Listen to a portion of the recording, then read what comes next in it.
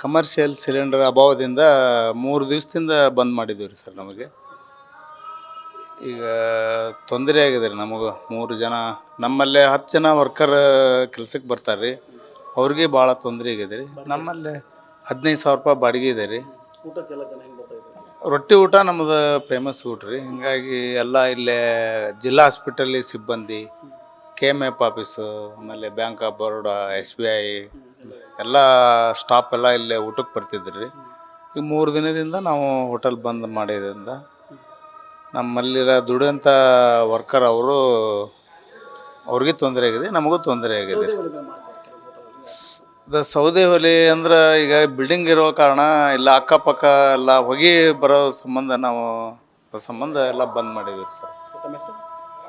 ರಾಜೇಶ್ ಬಾರ್ಕಿ, ನಮ್ಮದು ಇಲ್ಲೇ ಹಾವೇರಿ ಸರ್.